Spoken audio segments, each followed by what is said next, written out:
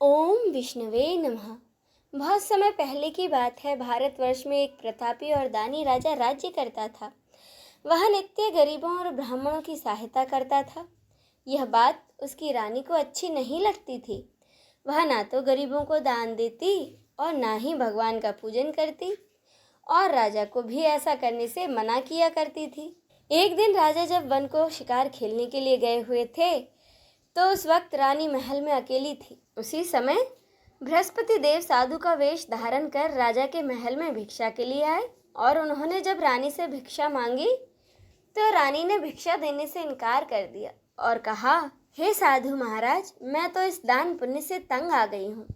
मेरी इच्छा है कि हमारा सारा धन नष्ट हो जाए ताकि मैं आराम से रह सकूं। साधु ने कहा कि देवी, तुम तो बड़ी विचित्र हो। धन और संतान तो सभी चाहते हैं, पुत्र और लक्ष्मी तो पापी के घर भी होनी चाहिए। यदि तुम्हारे पास अधिक धन है तो भूखों को भोजन खिलाओ, प्यासों को पानी पिलाओ, मुसाफिरों के लिए धर्मशालाएं खुलवाओ, निर्धन कन्याओं का विवाह कराओ। ऐसे और कई काम हैं जिनके करने से तुम्हारा यश इस लोक में और परलोक में फैलेगा। परंतु रानी पर महाराज के उपदेश का कोई प्रभाव न पड़ा और वह बोली, महाराज, आप मुझे कुछ न समझाएं। मैं ऐसा धन नहीं चाहती जिसे मैं हर जगह बांटती फिरूं। तब साधु ने उत्तर दिया, यदि तुम्हारी ऐसी इच्छा है तो जैसा मैं कहता हूँ वैसा ही करना। तुम ऐसा करना कि बृहस्पतिवार को अपने घर को गोबर से लीपना, अपने सर को पीली मिट्टी से धोना, कपड़े धोबी के यहाँ धोने देना और राजा से हजामत बनाने के लिए कहना। तुम ऐसा 7 गुरुवार तक लगातार करना।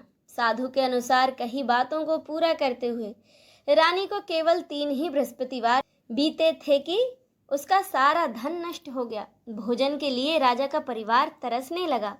तब एक दिन राजा ने रानी से कहा कि रानी, तुम यहीं रहो, मैं दूसरे देश को जाता हूँ, क्योंकि यहाँ सब लोग मुझे जानते हैं, इसीलिए मैं कोई छोटा काम नहीं कर सकता। इतना कहकर राजा परदेश चला गया। वहाँ वह जंगल से लकड़ियाँ काट कर लाता और शहर में जाकर बेचता। इस तरह वह अपना जीवन व्यतीत करने लगा। इधर राजा के परदेश जाते ही रानी और दासी दुखी रहने लगी। एक बार जब रानी को अपनी दासी के साथ 7 दिनों तक बिना भोजन के रहना पड़ा, तो रानी ने अपनी दासी से कहा कि दासी, पास ही के नगर में मेरी बहन रहती है, वह बड़ी धनवान है। एक काम कर, तू उसके पास जा और कुछ ले आ, ताकि थोड़ी बहुत गुजर बसर हो जाए। इतना सुनकर दासी रानी की बहन के पास गई। उस दिन गुरुवार का दिन था और रानी की बहन उस समय बृहस्पतिवार की व्रत कथा सुन रही थी। दासी ने अपनी रानी का संदेशा उसकी बहन को दिया, लेकिन रानी की बड़ी बहन ने कोई उत्तर ना दिया। जब दासी को रानी की बहन से कोई उत्तर ना मिला तो दासी को बड़ा गुस्सा आया और वह दुखी हुई। वापस आकर दासी ने सारी बातें अपनी रानी को बताईं। दासी की बातें सुनकर रानी ने अपने भाग्य को कोसा, और उधर रानी की बहन ने सोचा कि मेरी बहन की दासी आई थी, परंतु मैं उससे कुछ ना बोली, इससे वह बड़ी दुखी हुई होगी। कथा सुनकर और पूजा समाप्त करके वह अपनी बहन के घर आई और कहने लगी कि बहन, मैं बृहस्पतिवार की कथा सुन रही थी। तुम्हारी दासी मेरे घर आई, परंतु जब तक कथा होती है तब तक ना तो उठते हैं और ना ही बोलते हैं, इसीलिए मैं कुछ ना बोली। कहो दासी, क्यों आई थी? रानी बोली, बहन, अब मैं तुमसे क्या छुपाऊं, हमारे घर में खाने तक को अनाज नहीं है। ऐसा कहते कहते रानी की आंखें भर आईं। उसने दासी समेत पिछले 7 दिनों से भूखे रहने की बात भी अपनी बहन को विस्तार पूर्वक सुना दी। रानी की बहन बोली, देखो बहन, भगवान बृहस्पति देव सभी की मनोकामनाओं को पूरा करते हैं। देखो, शायद तुम्हारे घर में कहीं अनाज रखा हो। पहले तो रानी को विश्वास ना हुआ, पर अपनी बहन के आग्रह करने पर उसने अपनी रानी को अंदर भेजा तो उसे सचमुच अनाज से भरा एक घड़ा मिला। यह देखकर दासी को बड़ी हैरानी हुई। दासी रानी से कहने लगी कि रानी, जब हमको भोजन नहीं मिलता था तो हम व्रत ही तो करते थे, इसीलिए क्यों ना इनसे व्रत और कथा की पूरी विधि पूछ ली जाए। ताकि हम भी बृहस्पतिवार का व्रत कर सकें। तब रानी ने अपनी बहन से बृहस्पतिवार व्रत के बारे में पूछा। उसकी बहन ने बताया कि बृहस्पतिवार व्रत में चने की दाल और मुनक्का से भगवान विष्णु का केले की जड़ में पूजन करें तथा दीपक जलाएं, व्रत कथा पढ़ें या सुनें और इस दिन पीला भोजन ही करें। इससे बृहस्पति देव और भगवान विष्णु अति प्रसन्न होते हैं। व्रत और पूजन विधि बताकर रानी की बड़ी बहन अपने घर को लौट गई। 7 दिन के बाद जब गुरुवार आया तो रानी और दासी ने भी बृहस्पतिवार का व्रत रखा। घुड़साल में जाकर दासी गुड़ और चना लेकर आई। फिर उससे उन्होंने केले की जड़ तथा भगवान विष्णु का पूजन किया। लेकिन अब पीला भोजन कहाँ से आए, इस बात को लेकर दासी और रानी दुखी थे, क्योंकि उन्होंने पूरी श्रद्धा से बृहस्पतिवार का व्रत रखा था। इसीलिए बृहस्पति देव उनसे प्रसन्न थे।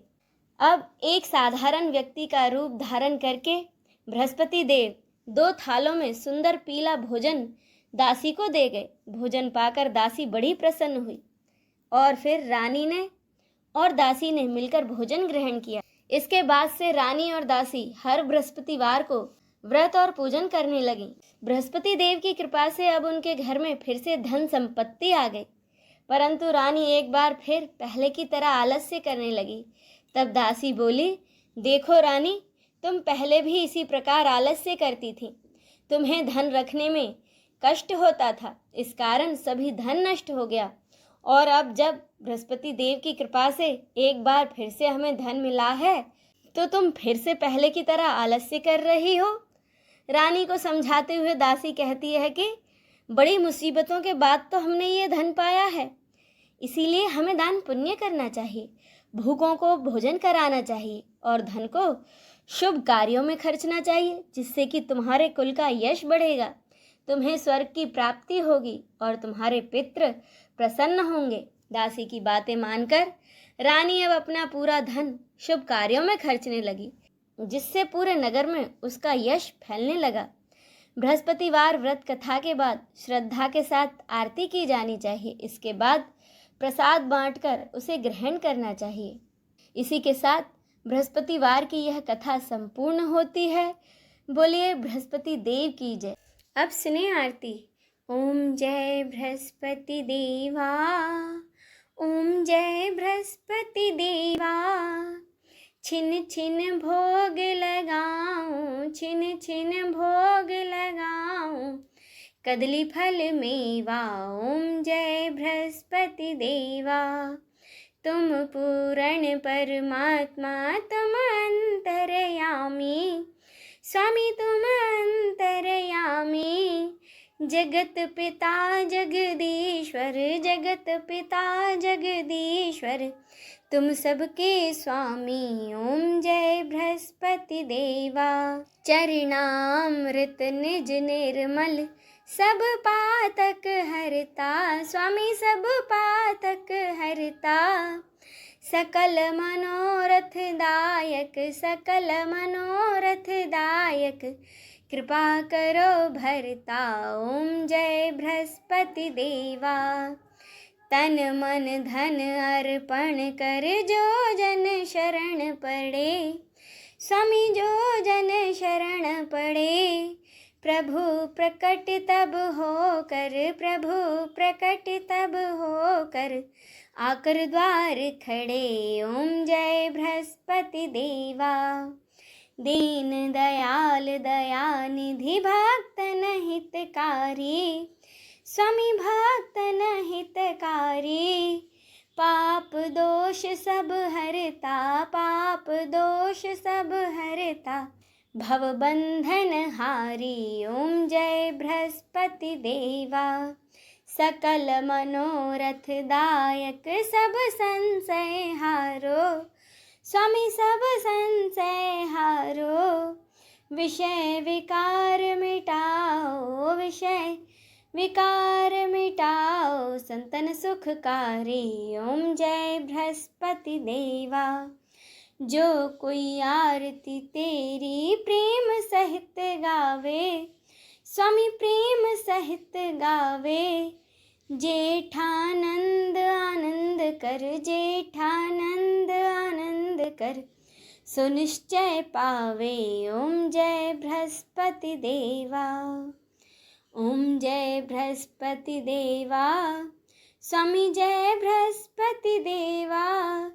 छिन छिन भोग लगाऊं, छिन छिन भोग लगाऊं, कदली फल मेवा। ओम जय बृहस्पति देवा।